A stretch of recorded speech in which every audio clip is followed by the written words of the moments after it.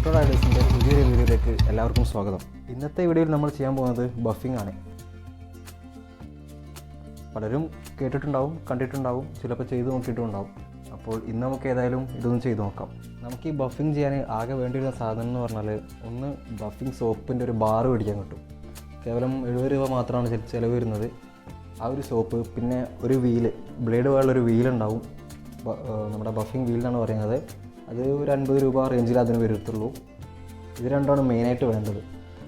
പിന്നെ ഇത് ചെയ്യാൻ വേണ്ടിയിട്ട് സാൻഡിങ് മെഷീൻ അല്ലെങ്കിൽ ഡ്രില്ലിംഗ് മെഷീൻ മതി. അതിൻ്റെ മുകളിലാണ് നമ്മൾ ഫിറ്റ് ചെയ്യുക.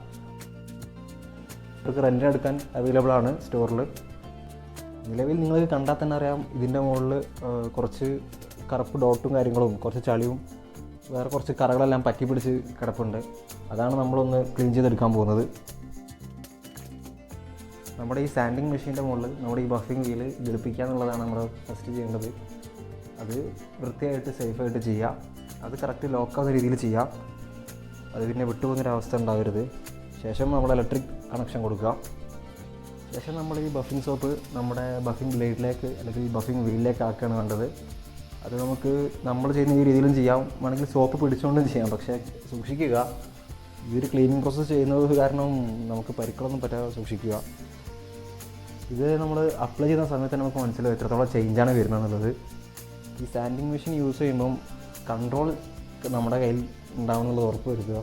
കൺട്രോൾ വിട്ട് പോയാൽ നമുക്ക് പരിക്ക് പറ്റാനും വണ്ടിക്കും ഒരുപാട് സ്ക്രാച്ചസ് ആയാലും പരിക്കായാലും പറ്റാൻ ചാൻസ് ഉണ്ട്. അപ്പോൾ സൂക്ഷിച്ചും കണ്ടും യൂസ് ചെയ്യുക. ഇതിപ്പോൾ നമുക്ക് ഇങ്ങനത്തെ ഒരു സർഫസ് ആയതുകൊണ്ടാണ് നമുക്ക് ഇത്ര ലാഘവത്തോടെ ഇത്ര കുറച്ചും കൂടെ ഈസി ആയിട്ട് ചെയ്തു പോകാൻ പറ്റുന്നത്.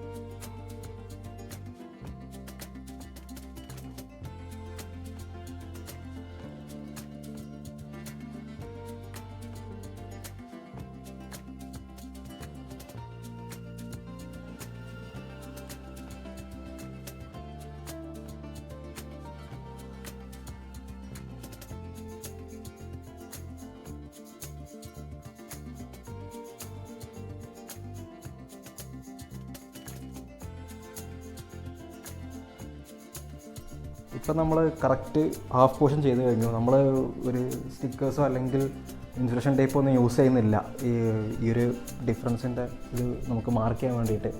കാരണം അതില്ലാതെ തന്നെ നിങ്ങൾക്ക് മനസ്സിലാകുന്നുണ്ടാവും എത്രത്തോളം നമുക്ക് ക്ലിയർ ആയിട്ടുണ്ട് എന്നുള്ളത്.